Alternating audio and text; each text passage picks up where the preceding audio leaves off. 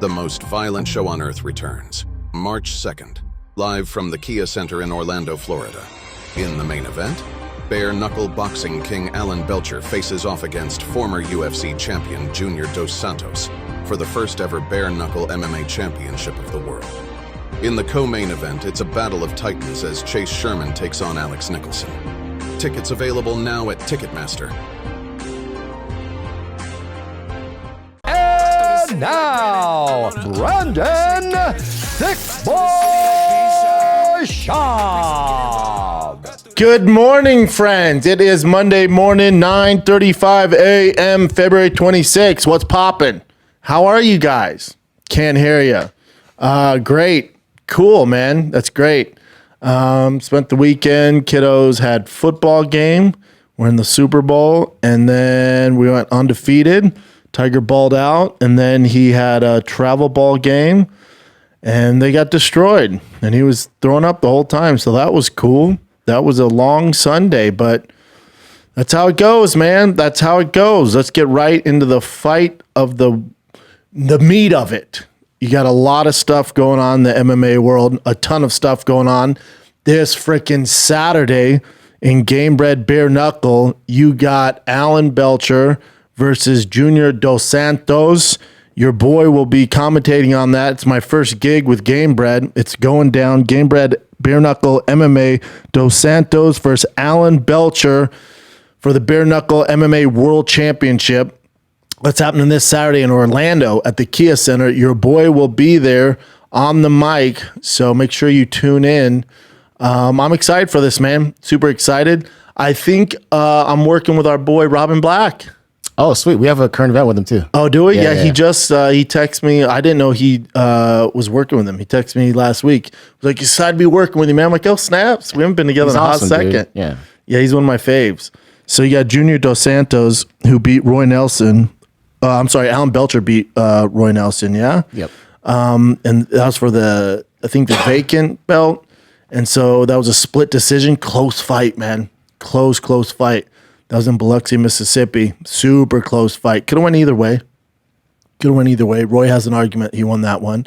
But either way, that's in the past. You got Alan Belcher versus Junior Dos Santos. Dos Santos coming off a big win over Fabricio Verdum, which is no punk. And that was also a split decision. So here we go, man. Here we go. I'm excited for this one. And then Chase Sherman, the Vanilla Gorilla. For you UFC fans out there, you're familiar with Chase Sherman. He's been around for a hot second. Big kid. Used to train with us at Reign. Tough character. Tough as nails. Then Alex Nicholson, the Spartan. They fought before, I think 10 years ago, if you look into it. But they're both coming off big KO wins. When they fought 10 years ago, and 10 years ago is an eternity in fighting, Alex beat him as the underdog. So, yeah, a little rematch here. Chase still, for heavyweight, 34, right in his prime. If you're 34 and you're in the featherweight division, you're screwed. But heavyweight, you good, baby. 34, you're good. Yeah, this will be a fun card, man. You got some names on this too, especially for your hardcores. You'll Crazy Bennett. You got Charles Bennett, Crazy Horse on there. Now I call him Crazy Horse. On their website, his nickname's The Felony, which is interesting. Super interesting. And you find a guy with his nickname's The Party. So anytime we have a guy named The Felony versus The Party, bare knuckle, take my money. That's gonna be a fun one. Both you guys are freaking wild. Maurice Green, you guys would know him from The Ultimate Fighter. Yeah, I'm looking forward to it, man. Should be fun. I'll be down in Orlando. Make sure you guys say what's up. Looking forward to seeing Robin Black. I haven't been to, I've never commentated fights before. I've worked fights before. I worked Bellator, Madison Square Garden, stuff like that. But as far as being the color announcer, this is a first. So I'm looking forward to it, man. Cool. Looking forward to it. It'd be fun. But just besides Gamebred Bareknuckle World Championship, you also have one hell of a card from one championship. We've all heard of double champ status, whether it's Conor, DC, Alex Volkanovski went for it, Henry Cejudo went for it. Have you ever heard of triple champ status? That's what's going on this Friday in one championship. That's right. Malykhin is going for freaking triple champ status. Heavyweight champ, check. Light heavyweight champ, check. Middleweight champ, we'll see Friday. He's fighting RDR, who he beat at light heavyweight, who's a freaking monster. But yeah, he knocked him out at light heavyweight. But this is at middleweight, so this is RDR's game. So we'll see what happens there. But Malykhin, shorter fella for a heavyweight. I'm going to give him 6 foot. I think he's listed at 5'11", so short for a heavyweight. But this dude packs a punch. One of the most exciting heavyweights in the world, regardless of the organization. And fighting RDR at middleweight, it should be interesting. Let's see how he does with the weight cut. Dude's been wrestling since fourth grade. But he hits like a Mack truck. And they also got 2 other world championship fights on there. You got the one featherweight MMA world champion, Thiccc, meets the interim title holder, Tonley, in the unification bout. And then you got the one strawweight MMA world championship. Jared Brooks defends his gold against the man he took it from, Joshua Pacquiao. Looking forward to that. And then Amir Alabarki. You like that? Bari. You like that? Yep. Yeah, savage. And Arjan Bular. Yep. But triple champ status in one championship. Never been done. That's going to be dope. So you got a busy weekend. You got UFC as well. You got a fight night. Not the greatest fight night that's going to blow your hair back, but it's a solid fight night. Rosenstruck, Eric Anders, never mad at him. Umar Nurmagomedov. Yeah. Umar Nurmagomedov. That'll be a fun one. Christian Leroy Duncan. God, I hope he gets his stuff together. He's so exciting. Super exciting. It's an all right fight night. Not as good as Mexico's. But Raul Rosas Jr., who wasn't able to fight. Oh, he's back on this card, right? Yeah. He was super sick. Boy, talk about a late cancellation. Yeah. My word. Literally, I mean, right before the fight, like, I hate to do it to you. He's sick. You're like, all right, well. It's dope they just pushed it a week. Mm-hmm. It's good for him, too. Raul Rosa Jr., he needs a win. That kid needs a win, huh? Mexico Fight Night, everyone watching here. Great card. Great freaking card. Obviously, the story of the night was Brian Ortega, Yair Rodriguez. Close with Brian. Brian's my boy. Started with Brian back in the freaking day, so I always want Brian to win. Hasn't been very active, obviously, with the injuries, so a lot of people forgot about this kid. Still a dime piece. Grew his hair back out, thank God. It grows fast, dude. Does it? Or have you not seen him in 2 years? No. It grows. You know what I'm saying? I've seen him cut it really short. Think about it, he was on Fight Companion how long ago? Yeah. You know? It grows fast, dude. Trust me. I pay attention. I'm serious. Gay. Either way. Weird, man. But yeah, Brian didn't start off hot. It's one thing when you're fighting Yair Rodriguez, and then when you're doing the warm-up with Bruce Buffer and you roll your ankle. When I saw him, like, no. And he seemed like, oh. And that first round was I was like, oh, Brian's done. Brian's going to have to retire. Like, he looked slow. He was getting lit up. It was like maybe a 10-8 round, even though at the end there he kind of salvaged it. So I wouldn't give it a 10-8. I know some people scored 10-8. Yeah, I can see a 10-8. It doesn't matter regardless because he finished him in the third. But I could see a 10-8. I would give it 10-9 just because at the end there he kind of salvaged it. So it wasn't complete domination. But it was worst case scenario for him. Rolls his ankle, gets freaking punched in the face. He's wobbled. It's not looking good. And then, second round, he gets it going again, has some success, gets his back, gets half guard, gets somewhat mount. I don't know what Yair was doing. It was weird because Yair was comfortable being in guard, but he wasn't, like, he was doing some strikes to the face down there, but I wonder what was going through his brain when Brian Ortega, who's, in the featherweight division, top 3 grapplers in the division, and you're just going to chill and guard and be content with it. It just didn't make sense to me. When you had so much success on the feet, and he's just chilling in guard, not going for submissions, closed guard, not trying to sweep. There was nothing. It just didn't make sense to me. So I think it was the perfect storm for Yair Rodriguez. I I mean, all kudos to Brian Ortega for weathering the storm and then figuring out how to get a finish over Yair Rodriguez.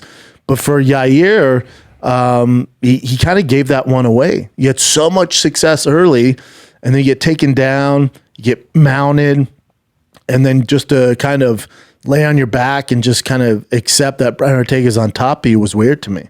He never did anything to advance or switch the position or even attempt to kick off and get back to his feet so he could finish this fight on the feet. It's weird to me. Never seen a guy do that. And this one kind of, it muddies the waters at featherweight because the narrative everyone was talking about going into this fight was Yair Rodriguez versus Topuria. Everyone. In Spain, Yair hates him. There's this weird animosity between them where Yair's the nice guy in the world. For whatever reason, he hates Topuria, hates him. Calls him a asshole as much as he can. He can't stand him. Which is weird because Yair's a nice kid. Topuria seems like a nice kid, but they hate each other. So you figure, all right, they're going to do that in Spain. All Yair has to do is win. That first round, you're like, oh, this can be a cakewalk. They're going to announce Yair in Spain, Topuria in the next week or two. And then Yair finds a way to, literally found the way to lose. And now you have Brian Ortega, which probably was in the UFC plans. Guys hasn't won a fight in 2 years. Long layoff, coming off injuries. Looked slow in that first round. He did everything right to win the fight, Brian Ortega, besides that first round. And then he gets on the mic and he goes, I thought he was going to call it Topuria. That's what you want to do, man. And he goes, no, I'm not going to give you guys a show. What? No, that's exactly what you're supposed to do, especially if you want a title shot in Spain on one of the biggest cards in history. No, give us the show. That's literally your job. Give us the show. And I love Brian. He's not trash talking to do any of that. Super respectful, greatest, nicest kid in the world. But your job is to sell the fight. That didn't sell anything. And not only did it not sell anything, but this also wasn't in the cards for the UFC. UFC was banking on Yair winning, and then he was going to face Topuria in Spain. Now Brian Ortega throws a wrench in that. Now he's still a wrench in it, but then he doesn't even sell himself on it. So UFC's like, I don't know. UFC is banking on this because remember, they booked Max Holloway, Justin Gaethje. That's the fight. The fight's Topuria, Max Holloway. But the UFC fucked themselves because they booked him on 300 for no reason against Justin Gaethje. Makes no sense. Doesn't move anybody up the ladder. Doesn't do anything for anyone. That BMFL title is a complete waste of time, let's be honest. It's something they made up to get people excited. It's whatever. It makes no sense. So they made a miscalculation announcing Max Holloway, Justin Gaethje too soon. They're banking on Yair. Yair loses. Brian Ortega beats Yair. Gets on the mic, says, I'm not going to give you a show. And then post-fight goes, you guys are disrespecting Volkanovski. If he wants a title shot, give it to him. If not, I'm down. You're like, okay, that's not selling anybody. So the UFC's in a weird predicament now. Super weird with featherweight. Super weird predicament. I don't know what you do there. And Volkanovski needs time off, let's be honest. So no Max Holloway, no Yair. Volkanovski needs time off unless you're going to do it at the very end of the year. Then you could do Topuria, Volkanovski at the end of the year. But I know Volkanovski doesn't want it. He needs time off. They deserve a rematch? 1,000%. Volkanovski, the body of work that he's done, and in the history of the UFC, they usually give those long reigning champs an immediate rematch. He deserves it. But the best thing for his health and his career is to postpone that and then do it at the end of the year. I don't know if the UFC is going to wait. Now they might have to. But Volk does want it. You meant like Ilia doesn't want it? No, I know Volk wants it. We can't do what Volk wants to do. Volk wants to fight today. Volk wants to fight tomorrow. Volk needs to rest. Volk needs time off. For sure. 2 concussions. 2 knockouts. Don't come back, dude. Chill. He should not fight next month, 2 months, 3 months, 4 months, 5 months. End of the year, maybe beginning of next year, he needs time off. It's tough for him. He says, he goes in that dark space when he's not fighting. Spend time with your kids, man. Chill. Take time off. But now for the UFC, they don't. Let's be honest. They don't care what Volk does. They want the fight. They need what they want in Spain. Volkanovski, Topuria is the fight now in Spain. Now that Yair lost, everyone's banking on Yair winning. Should have won that fight. He completely shot himself in the foot. Do you see there's a clip of Max watching the fights? I don't know how legit it is, but he was like, as soon as Yair lost, he was like, damn, like he expected Yair to win. I think That's what they're everyone. saying, I think yeah. everyone did. You know, it just messes things up. That's fighting. You never know. You never know. But Yair should have had that fight. Gave it away. I don't know what was going on with him. I have no clue what was going on with him. Just being chill on his back when you got this great grapple on top of you. He's passing like butter, getting him out. Then you give him a head arm choke. Okay. Yair gave that one away. Gave it away. Rest card was fun though. The fight in the stands is probably the best fight of the night. We have that too. Brandon Royval. Isn't it interesting with Brandon Moreno, Volkanovski? You don't know until you see it when you're like, oh, he's a step behind. He's not at the tip of the spear anymore in his career. That's Brandon Moreno.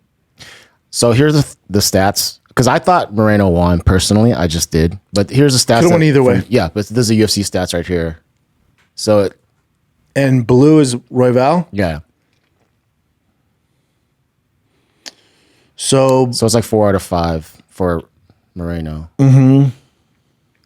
When you saw the fight, like Moreno was landing like the good shots, like the accurate and heavy shots, and I could have sworn Royval was just kind of like touching.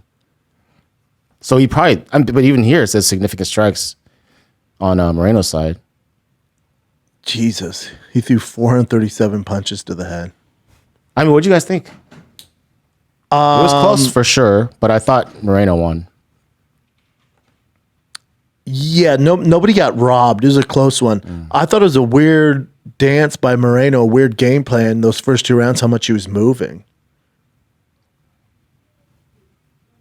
Now, remember, keep the same energy, Jane, because remember, with Ian Gary, you gave it to the other guy because he was doing a lot of movement. Oh, well, he was pressing the action, for sure. Yeah. But I mean, So you thought Jeff Neal won that one because pressing I did, yeah. I thought, especially the first 2 rounds, Royval was pushing the action. Like, Moreno, I get down on the guy's game plan and then get into work, but two rounds? And I was like, what is he? Go to work, man. He had some success with that overhand right, that looping overhand right, but Royval just kind of, I thought, took over 3, 4, 5. And those first 2 was a toss-up. Yeah, it's definitely close, but yeah. Close. Again, that division, you can't do Royval versus the champ. They just fought. He got dominated. So you can't do that. So you do Royval versus homeboy who was supposed to fight Brandon Moreno. Abazi. Abazi. Yeah. That's what you do. Because you can't do immediate Royval versus the champ. Yeah. It makes no sense. Yeah, UFC in a tough spot. They're gonna UFC, the house always wins. When I say tough spot, it's just there's no clear cut. But the house always wins. But you can't do immediate rematch for Royval. Brian Ortega did himself no favors there. He's the nice guy in the world. Now he's super religious and going, I'm not going to give you a show. It's like, that's the business you're in, dog. I'm not saying get on there and call Topuria a piece of shit and asshole. I'm going to crush you and kill you. No. You don't got to go full Suga Sean Strickland on him. I'm not talking about that. No. But you get on them like, I think I'm better than him. I want that fight in Spain. I'll see you next. You can do it respectfully, but to go, I'm not giving you guys a show. It's like, oh, you messed up, dog. Oh man, you're not going to get it now. It's already a tough sale.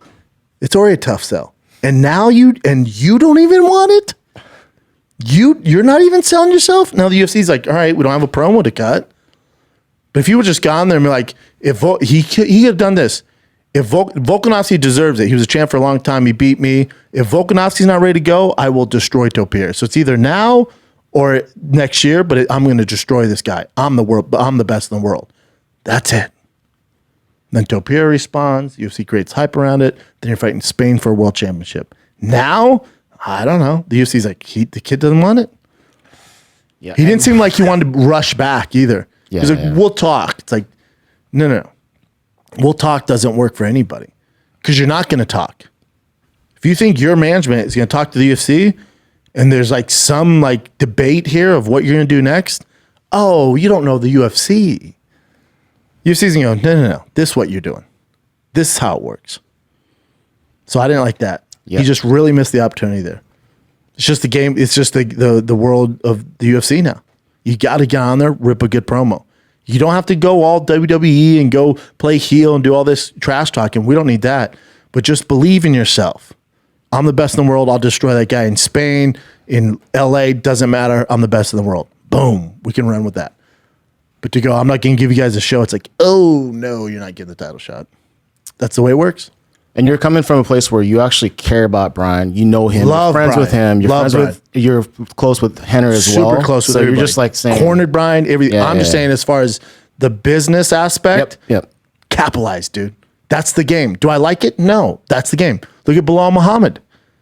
This guy's demand. It just, if you don't grab this job by the horns and do what's required, you're gonna get passed up. It happens to even guys that talk trash. But now you have a valid reason to fight in Spain for the first time against the champ, and you go, I'm not going to give you a show? Oh, no. Not good. Especially after a big win like that, and you've been MIA for basically 2 years? What are we doing? And even if you do need to talk, you do that behind the scenes. You still have to call them out just to at least give yourself the opportunity. Yes. Yeah, again, it doesn't have to be this bad trash talk, negative thing. Just a self-belief, which every fighter should have, going, I'm the best in the world, I'll destroy that guy. If they want to give it to Volk, cool, it's just a matter of time before I choke all of them out. I'm T-City. Drop the mic. Which he has. It's not like he lacks confidence, No. so it's not unnatural for him. No, confidence. Look at him singing in his freaking car. Yeah. I saw a clip of him singing in his car. There's confidence there. Handsome bastard. He says everything in his life's going right. But the UFC wants guys that are gonna sell the fight, but they want it. When you see that, you're like, oh, he doesn't want it. To me, I went, oh, he doesn't want to fight in Spain. All good. If I'm the UFC, all good. We'll figure something out, because they'll figure something out. And now what happens is when there's no clear-cut winner, what's Topuria doing? Calling out Conor, calling out Makhachev. Dude, you just got the belt. But this is what happens. They look to the higher division because there's a star there. Or he looks at Suga Sean. Suga Sean's looking at him.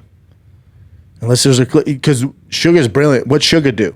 He kept calling out. He goes, I'd love to fight Topuria. And then Merab wins. And now he's a character.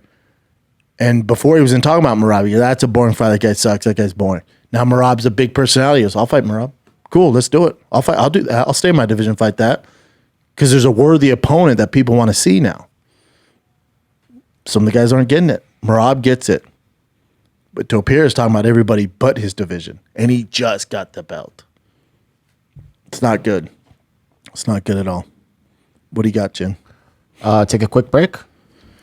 DraftKings.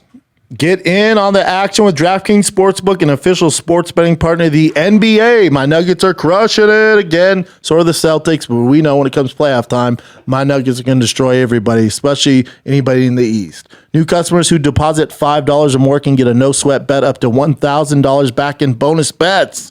Download the DraftKings Sportsbook app right now. Use the code SCHAUBSHOW, SCHAUB show.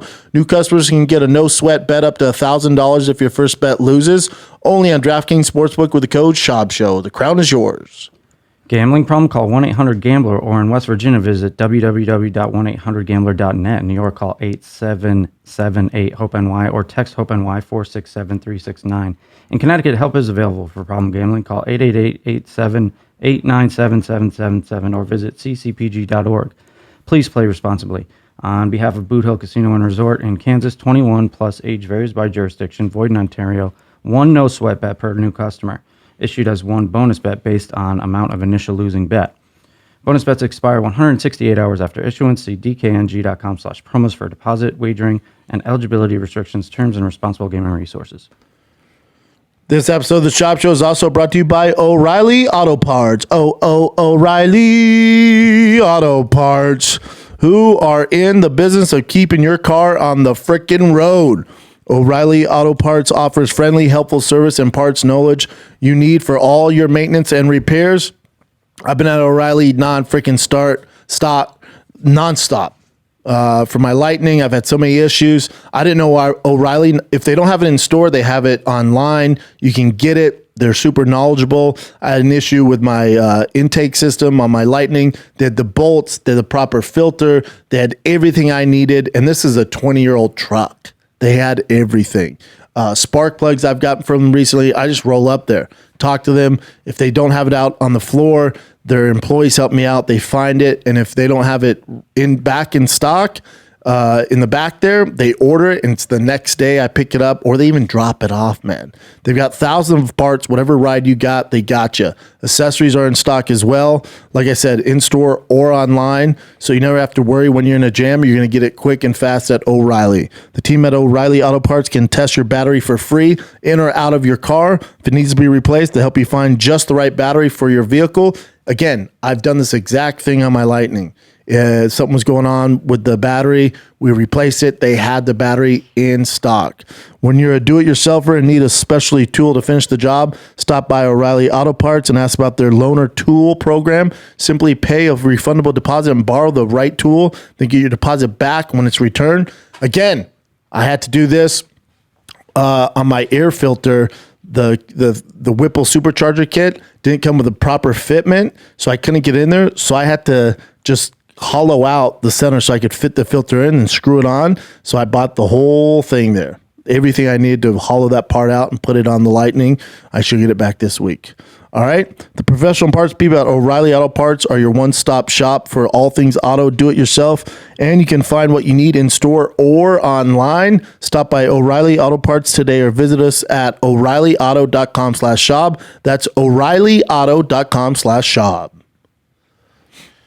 All right, so we should talk really quick about the PFL versus Bellator fights. Bellator dominated, Yep. except for the very last one. They dominated the main fights. They dominated. AJ McKee dominated. Yoel Romero doing Yoel Romero stuff. Nemkov did his thing. Jason Jackson dominated. Johnny Eblen, the only one, kind of struggle city. Not the guy fighting, not world beater. Johnny Eblen, there's been a lot of talk how he do in the UFC. Top 15 guy. I think this talk of him being the top 5 is a little outlandish, but he's a stud. He's definitely a stud, but I think he would struggle with the top 5 in the UFC. And then Renan Ferreira against Ryan Bader. Boy, that was quick. 21 seconds, yeah. It looked like middleweight versus a heavyweight. Yeah, he's 6'8", dude. He's giant. Enormous. Yeah. Hits like a Mack truck and just clip Ryan Bader. That fight looked unfair, to be honest. And then they had Francis there, right? Yep, with Jon Jones. Yeah, Francis, John there, Mike Tyson. They had Francis there, and something's going on with that. I don't know if Francis was privy to them announcing he's going to fight in MMA next. Here's my guess. If I'm a betting man, you never see Francis fight MMA ever again. He's never fighting the PFL. That's not happening. He's going to fight Anthony Joshua, and there's other big boxing matches out there for him. The days of MMA are over for Francis. It doesn't make sense. Renan Ferreira, yeah, he beat Ryan Bader. And it is what it is. That pay-per-view ate shit. Nobody watched it. It didn't sell well. Renan Ferreira is not a major star. What's in it for Francis? When's the last time Francis focused on MMA? What's the upside for Francis? Francis can fight. So he beat Fury. Technically he lost, but either way, he won the fans over. Shows he can do it. Now he's fighting Anthony Joshua. Depending how that goes, he still has Wilder out there, says the Fury rematch. All those make way more money for Francis, who's a prize fighter. Remember, the goal is to make money, not to just fight whoever they tell you to. He's just at a different level. He's not in the UFC anymore where they're going to force him to fight the next contender or something like that and defend his belt. Francis is outgrown PFL. He's outgrown any organization. He did what he did against Fury, which is unheard of. No matter how you feel about it, it was insane what he pulled off. Now he's fighting Anthony Joshua, which is nutsos. So no matter how that fight goes, even if he gets knocked out in the first minute, he still has the Fury rematch. Wilder still out there. All bigger names than Renan Ferreira. You're never seeing him fight MMA. It is what it is. We should be happy for him. He beat the system. You're never going to see him fight MMA. So even though they announced that he would fight the winner. Oh, really? What happened? This is my thing. This is how something's going on here. They announced he's going to fight the winner. As they're announcing Renan as the winner, Francis is walking out. He didn't get in the cage to do a face-off. Francis is literally like, PFL is like, you mind if we announce it? He goes, do what you want. but I'm fighting Joshua. We'll see what happens after that. Meaning, and then I'm going to stay in boxing. What happens contractually though? Like if he has a contract with them, though he said he's gonna fight. I just think it's different. I think his contract, as far as boxing goes and MMA, it must be pretty loosey goosey. Because I remember his main thing was like giving his opponents, remember, like a minimum of $1 million or $2 million to fight him, and all the, like he has like he'd be on the board, yeah, he'd be on the board and all that stuff. So I imagine, I kind of feel like he would kind of owe them just one fight. Like honor that, yeah. Maybe once this boxing runs over. Now, if he if he technically he lost to Fury, right? Even though he had a great outcome, he knocked him down. A lot of MMA guys think he won. Whatever, to each their own. So let's just go through this. So he lost to boxing guys thought he won too. Yep. So he lost to Fury. Let's say he gets knocked out by Joshua. So now he's technically 0-2 in boxing. Then he fights Wilder. Let's say he gets knocked down in that. He's 0-3 in boxing. That well's going to run dry. Then I think we see him in MMA. That's very possible. But if he pulls off some sort of knockdown over Joshua or has any success, this boxing train keeps going. Then you get the Fury rematch. Then let's say he gets outclassed in that. Okay. Then Wilder's still out there to play ball. Then he fights Wilder in boxing. Making all the money, way more money, hand over fist more money than he would in MMA. Then after all that has gone on and he's ran that course and that well's run dry, then he comes back to MMA when he's, I don't know, 47. You know? Renan Ferreira is probably not even champion at that point.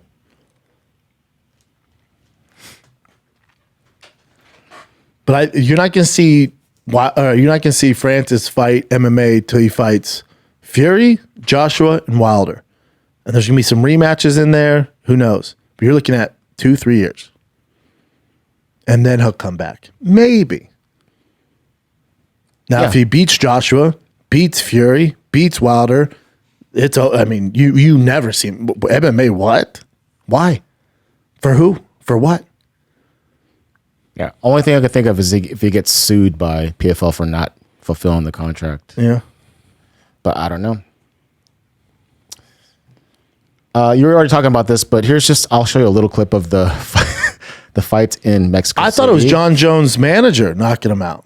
What's up? I thought this was Jon Jones' manager. I was like, oh, damn, I didn't know he had a right hand. It's just so sloppy. They're all hammered. Just drunk, yeah. Just horchata. Horchata, just... It was insane. It was so funny, though. Yeah. I liked Francis and Jon, where Jon's like, I'm going to fight Francis, I'm going to do this. And you just see Francis go, you fat fuck. You're effing fat. On the broadcast. And then Jon Jones replied to this. When did Francis become such a dick? Coming to fights and fat shaming people? So he's just clowning. Yeah, that's so funny, though. Fat shaming. Speaking of Francis, Fedor was at the event as well. And him and Jon had like this really nice little hug together. Two goats. Jon even like kissed his hand or something like that. Okay, that's awkward, but whatever. But so Fedor said he would actually want to box, not MMA, but box Francis Ngannou. CT is real, son. That's not happening. Would you even want to entertain that or no? No. Also for Francis, he's like, what? Oh, I'm fighting Anthony Joshua. Before that, I fought Tyson Fury. I'm not fighting old MMA guys. Again, we could see this, and Fedor's going to be 55. This episode of the Schaub Show is brought to you by Progressive Insurance. Thank God for insurance. Boy, I've had to use insurance lately, flipping my TRX. You guys will see the whole video this week. The TRX crash video drops this week on Toontown, so enjoy that, but thank God for insurance. Let's face it, sometimes multitasking can be, overwhelming. Like when your favorite podcast is playing and the person next to you is talking and your car fan is blasting, all while you're trying to find the perfect parking spot. It's a lot. But then again, sometimes multitasking is super easy, like quoting with Progressive Insurance. They do the hard work of comparing rates so you can find a great rate that works for you. Even if it's not with them, they got you. Give their nifty comparison tool a try. You might just find getting the rate and coverage you deserve super easy. All you need to do is visit Progressive website to get a quote with all the coverages you want, like comprehensive collision coverage and personal injury protection. Then you'll see Progressive Direct Rate. Their tool will provide options from other companies all lined up and ready to compare. So it's simple to choose the rates and coverages you like. You know, there's off-road insurance. If you're an off-roader like myself, you're going to need that insurance, especially if you're just learning. You're going to make some mistakes. There's off-road insurance. There's if you have modifications, mods, you can get modification insurance. The insurance world is crazy. It's crazy good if you do it right. It can be a long process, but if you do it right, they got you covered. Press play on comparing auto rates. Quote at progressive.com to join over 28 million drivers who trust Progressive. Progressive Casualty Insurance Company and affiliates. Comparison rates not available in all states or situations. Prices vary based on how you buy. Progressive Insurance.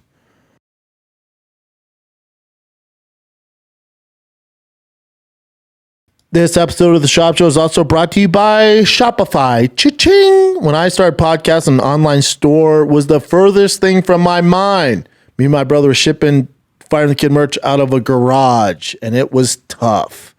Thank God there's companies like Shopify. They make it easy, all because they have the one-stop shop. That's right. Shopify is the global commerce platform that helps you sell at every stage of your business, from the launch your online shop stage to the first real-life store stage, all the way to, did we just hit 1 million order stage? Shopify is there to help you grow. Whether you're an auction, autograph apparel, selling sleek skis, Shopify helps you sell everywhere.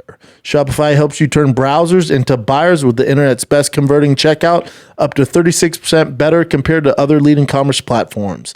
And sell more with less effort thanks to Shopify Magic, your AI-powered all-star. Shopify powers 10% of all e-commerce in the U.S., and Shopify's global force behind Allbirds, Rothy's, and Brooklinen, and millions of other entrepreneurs of every size across 175 countries. Plus, Shopify's extensive help resource are there to support your success every step of the way. Because business that grow with Shopify. Sign up for a $1 per month trial period at shopify.com/Schaub, all lowercase. SCHAUB, all lowercase. Go to shopify.com/Schaub, lowercase, now to grow your business no matter what stage you're in. Shopify.com/Schaub, all lowercase. Cha-ching! This episode is brought to you by Happy Hippo. I use Kratom all the time. Actually, quite a bit. So does Chin over there. He's loaded up on it right now. It helps you get stuff done on a busy schedule. It's the best way to describe it. It's not some sort of crazy energy booster. You get a nice, warm, zoned-in feeling. My favorites are the energy shots. They're highly concentrated shots. They got butterscotch. They got sour apple. They got powders, gummies. They got it all. They got K-dips. What? Kratom is my hidden gem. All you got to go to is happyhippo.com. Promo code is THICC with 3 C's, 24 for 20% off for life. That's THICC, 24 for 20% off for life. Happyhippo.com. All right, so Ilia Topuria, he recently was an honorary kickoff person for Real Madrid, which is insane. I guess like Luke Thomas talked about this, Danny Segura talked about it, like how enormous this is. Like he has the potential of being like a humongous global star. He's already massive. Yeah, but there is in their stadium at Real Madrid, 85,000 people. Real Madrid. I mean, if you don't know Premier League soccer, it is insane. Insane. Yeah, it's pretty crazy. Topuria looking like a dime too in that The suit? suited and booted, man. He has like He's a superstar, dude. He was on the cover of that magazine out there, like their biggest magazine. He's basically on their Good Morning America. He's massive out there, massive. Yeah, crazy massive. And here's the thing. Brian Ortega could have been the guy that takes it from him. But he goes, I'm not going to give you a show. Let's chop it up. Oh, fumbled the bag. Yeah, that's a tough one. But this one's just a silly. I don't know if this is silly or not. But Ryan Garcia and Sean O'Malley have been going back and forth a lot, like recently. Hold on. Does Ryan Garcia want to fight him in boxing? Yes. Well, no, he doesn't. He said if Danny could cut him a check. He goes, I'd fight Sean O'Malley in the UFC. But he also wants to fight him in boxing too. Yeah, but this is in the UFC. So he means MMA? Yeah. if it's in MMA, the UFC. Sugar destroys him. So this is what Suga Boxing, Ryan destroys him. All right, Rainbow Head. There's only one way to find out. Dana, let's do this. Sugar's put, brother, I'll kill you within minutes. King Ryan said, say less, for real, set it up, Rainbow Head. Yeah, my whole, this is them going back and forth, so whatever. But if it's MMA, that'd be a terrible idea by Ryan. I mean, he'd get taken out in seconds. If it's boxing, terrible for Suga. I guess they could do a 1v1 thing. Yeah, just like Jake Paul and Tommy Fury. I'll bring that up in a bit. But so this is what Ryan Garcia posted as well. So after his fight with Devin Haney, once it happens, this it's called Pro Boxing Fans, whatever, Instagram or something, said that he would have made 80 to 100 million by that point. Total. Yeah. After the Haney fight. But still, that's insane. Yeah. Makes sense. And then he just goes, not too bad for a small town boy. That's pretty cool. Yeah. Good for him. Love Ryan. He's such a great dude, man. Such a good person. Yeah, great guy. So Alex Pereira, he was on Ariel's show, and then he said like he kind of feels like his whole thing with Israel Adesanya is over, so he would like to train with him, which I think is pretty cool. That'd be dope. Yeah. God, Pierre is a massive star, man. Alex Pereira is a massive, massive star. And his English isn't great. It's just like he doesn't speak English at all. No, it's just like this weird kind of like Terminator vibe, and people are like infatuated with him. Yeah, and it happened like really, really, really fast. Pretty cool. Yeah, it's fastest cool. come up I've ever seen. 3 fights, title shot, and then getting the titles too, which is another thing. Oh, and dude, he's the main event at UFC 300, like the fastest rise ever. All right, well, my computer's Starch Strickland. Think about that. Think about that win. Starch Strickland. I mean, and then train with him afterwards. Starched him. Yeah. That's how good Pierre is. So speaking of UFC 300, this is from Aaron Bronstetter. He said the standard ticket prices, just the standard ones, are $600 to $3,000. I'm sure there's like way more expensive ones, but the minimum right now is $600. Well, that's the upper bowl, so those are like the worst seats in the house. Yeah, here's my thing. I did the whole thing how we weren't blown away. Everyone's like, "Oh, you're crazy, man. It's a great card." You're not listening. You're not listening. I'm not saying it's not a great card. What I'm saying is compared to UFC 100, 200, it's not a blow you away card. The argument's not that it's not a great card. It's a great card. It's stacked. The argument is compared to 100, 200. You're arguing a different thing than I am. My argument is I was told we'd be blown away. His exact words were, no one's ever seen these type of fights in MMA history. So when you set that standard, I assume, it's going to blow 100, 200 out of the water, which is going to be difficult to do. The argument is not that it's not a good card. The argument is, how's it stack up to 100, 200? No one ever said it's not a good. The card's stacked. Great card. I'll watch every freaking fight on there. Take my money. That's not my argument. My argument is it's not a blow you away card, and UFC 299 is better, which doesn't have the same historic value as the 300. 299 is just your normal UFC pay-per-view, and I think it's a better card than 300, which it should never have been that way. That's the argument. Mm-hmm. Yeah, the fights are great. It's just Great. nothing's like, oh my God, this is incredible. Nothing, and yeah, like 100, 200, you'd be at Starbucks. And people are like, dude, how about Lesnar, Mayor, what's going to happen? But this one, stacked. But it's not, no one's getting blown. That's my argument. I was promised to get blown. No one's blowing me. That's it. Yeah. No one's saying it's a bad card. I think 299 is better. What's this? So Luke Thomas tweeted this a while ago. This is the stats that you bring up before about if someone's 35 years or older from 125 to 170, right? 170 and under, basically, right? They're 2-28 of winning. And then Mark Raymundi just recently tweeted this or Instagrammed this. Tyron Woodley is the guy that had the 2 wins. Yeah, he's the 2. He's the guy. That's insane. You guys didn't know that, huh? And that's his reason right here. That's what I feel like my secret is that I never took steroids. I never cheated my body. So you got a lot of guys front loading their careers and they're taking PEDs and steroids and they're all jacked up and they're pissing vinegar. Then they get older and their body is beat up and they're like 50 years old. There's something to that. Yeah, I thought that was interesting. Yeah, isn't it weird? Woodley's the anomaly. The guy. And then Just When he doesn't went get to enough boxing, respect. Doesn't get enough dude, respect. He was legit. So good. Yeah. So Hamza Chimaev, remember he was like posting stuff about him being at 300, UFC 300. So he's Kind of. yeah, but like he's teasing it on his Instagram and stuff. His reasoning for not doing it apparently is because he can't make 170 pounds. Hell no, especially on that short of notice. And Ramadan. Yeah, there's all the odds were against that. Him, Makhachev, any of these guys, Shavkat, no, Ramadan. God damn it! They want me to fight at UFC 300, but I said it's too short a time for 170, which is a nightmare for him to get to. I need a bit of time. Edwards' fight wasn't 100% sure, but my manager said maybe, maybe not. My brother said to me, not in Ramadan. After Ramadan, we'll take some time, camp, then we'll fight anyone. He's fighting Saudi Arabia. That's his fight.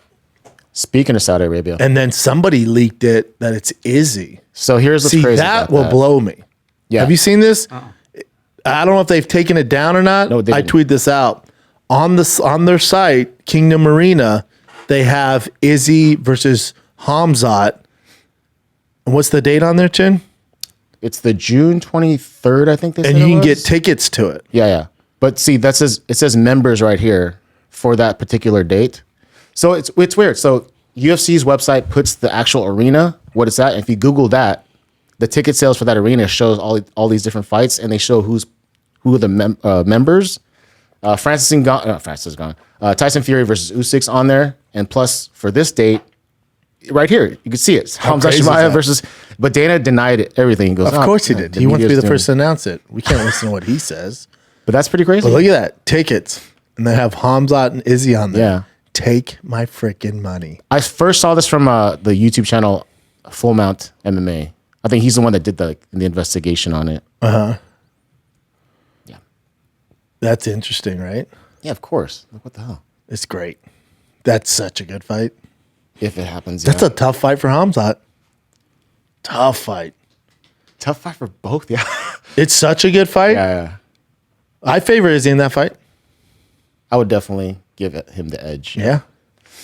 Hamzat hasn't blown you away lately. Gilbert Burns fight didn't blow you away. Kamaru Usman fight didn't blow you away. Is he at middleweight? That's a great fight. It's such a good fight. Fork in the road for both gentlemen. And old school styles too, like grappler versus striker. But Hamzat's a striker too, so it is going to be a great fight. I bet you Hamzat's a grappler in that fight. Yeah. Without a doubt. So this came out recently. Dana White was on a podcast and he said that Vladimir Putin gave Khabib $20 million, him and his dad, $20 million in property in Russia after he beat it.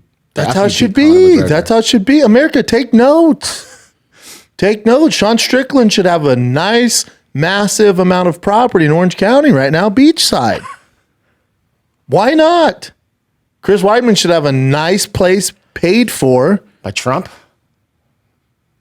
Back in Back in the day, Trump or Obama. Weidman hasn't been champ in a while. Dude. Obama. Hey, Bill Clinton, give us some property, dog. Jimmy Carter. That's how it should be. Yeah, these guys should be honored. Give them some freaking property.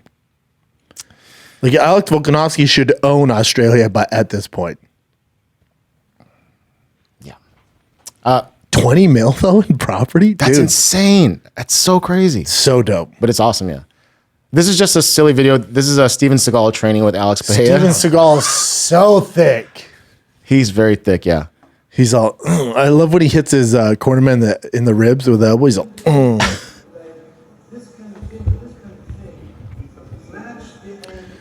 Steven Seagal for mixed martial arts is basically the liver king. He's the liver king. He's what the liver king is to the fitness industry to what Steven Seagal is in MMA industry. It's just like, look at him. And so thick. Alex was actually cool. He's like, no, he's actually teaching me real stuff that actually works. Right. Yeah. Yeah, right. I know you're a huge fan of Under Siege, but dude, the guy, I mean, come on, dude. Nothing's better. You ever seen his videos? Have you seen the videos in restaurant? He's all just tossing all these people around. It's Yeah. classic. It's basically McDojo He's life so stuff. entertaining. And I feel bad about Liver King because he's such a cool dude. Love Liver King. Yeah, it sucks that happened, but he's such a nice guy. So Tony Ferguson was on Rampage Jackson's podcast, the Jackson podcast, and he said that he trained with Brock because Brock was a coach for Ultimate Fighter. Brock was his coach on Ultimate Fighter. Yeah, he says he still talks to Brock, and then like 4 fights ago, Brock called him and said like you should retire.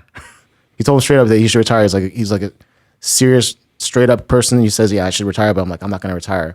And the 4 fights I look back, it was the Chandler fight where he got jacked up. Yeah, Brock's not wrong, but it's tough. Tony was like, I'm going to do this till the wheels fall off. It's like, yes, the wheels are off, Doug. It's tough. It's tough to see. I love Tony, though. He can do no wrong. Yeah. What do you think about this? Matt Favola, our boy. Dude, does UFC hate Matt Steamroller Favola? Can he get a good matchup? I mean, at least they're giving him names. Yeah. Michael Johnson's been around St. for a Benoit. while. It's like, God, dog. And then, all right, you lost. Here's Michael Johnson. Definitely a winnable fight for our boy, but can we ease up a little bit? Did you see? I'm sure you saw this already. It was everywhere. Howie Mandel and Dana White. Dana White was on Howie Mandel's Seems podcast. like a fix. Seems fake I as 100% think it's fake too. Yeah. But so recently, Howie Mandel made a statement about it, saying like, "Hold on." You already saw the video. I'm sure everyone Yeah, saw I've the seen it. video. He just walks off. This is what Howie says.